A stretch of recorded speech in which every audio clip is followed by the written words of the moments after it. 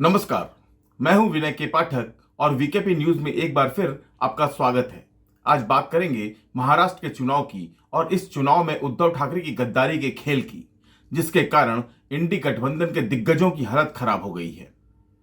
उद्धव के खेल से राजनीति के बड़े बड़े दिग्गजों का तेल निकल गया है। उद्धव ठाकरे ने यह गद्दारी किसके साथ की है और कैसे की है, इसकी हम चर्चा करेंगे।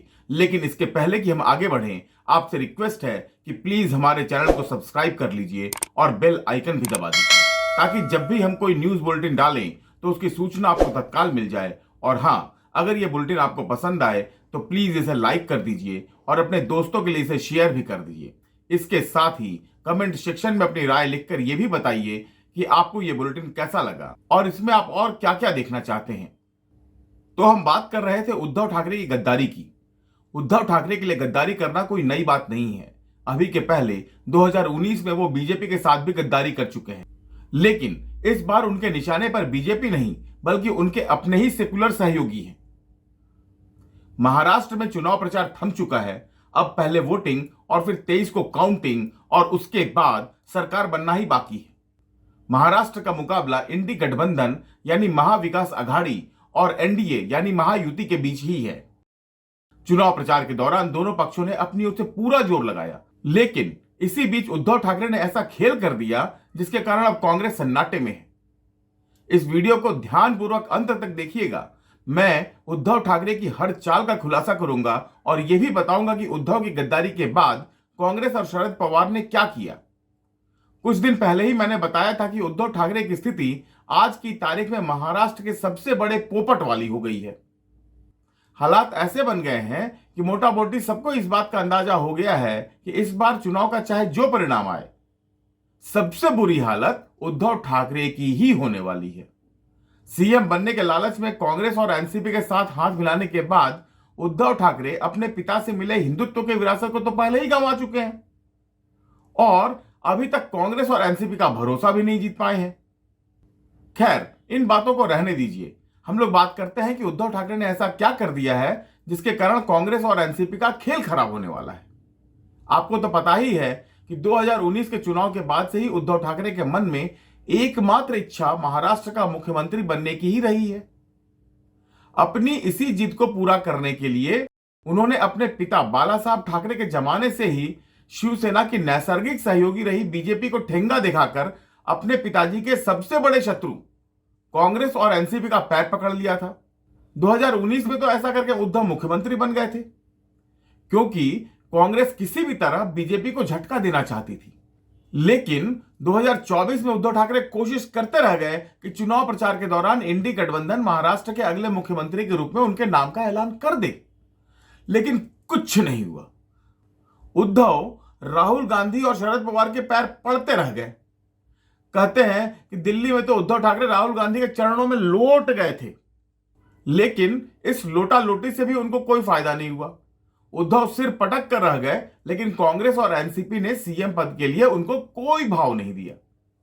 बताते हैं कि राहुल गांधी ने उद्धव को यह भी कह दिया कि चुनाव में जिस पार्टी की सीट सबसे अधिक होगी उसी को मुख्यमंत्री पद मिलेगा।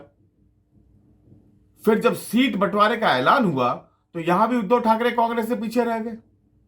मतलब कांग्रेस और एनसीपी ने मिलकर उद्धव ठाकरे की हालत खुजली वाले जानवर के जैसी कर दी। कांग्रेस और एनसीपी को भी मालूम है कि उद्धव ठाकरे अब बीजेपी के पास तो जा नहीं सकते हैं, तो फिर उनको अधिक भाव क्यों दिया जाए। उद्धव ठाकरे भी इंडी गठबंधन में लगातार अपमानित होते रहे हैं, फिर भी इंडी में ही बने रहना उनकी भी मजबूरी है। इस गठबंधन को छोड़ते तो उनकी स्थिति धोबी के कुत्ते वाली हो जाती। बीजेपी अपने साथ उनको लेती नहीं और इंडी गठबंधन भी उनके हाथ से चला जाता। इसीलिए अपमान झेलने के बाद भी उद्धव ठाकरे कांग्रेस और एनसीपी के साथ इंडी गठबंधन में बने रहे। लेकिन इसके बाद उन्होंने वो चाल चली जिससे कांग्रेस और एनसीपी के होश उड़ गए, और वो चाल थी कि हम तो डूबेंगे ही सनम, तुम्हें भी ले डूबेंगे।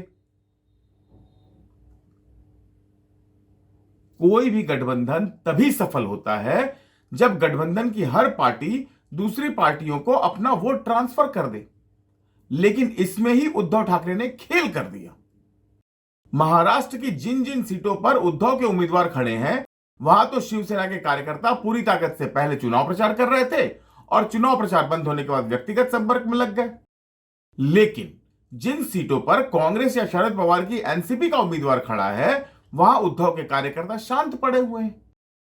खबर तो यह भी है कि कई जगहों पर उद्धव के कार्यकर्ता बीजेपी गठबंधन के उम्मीदवार के लिए अंदर अंदर काम कर रहे हैं।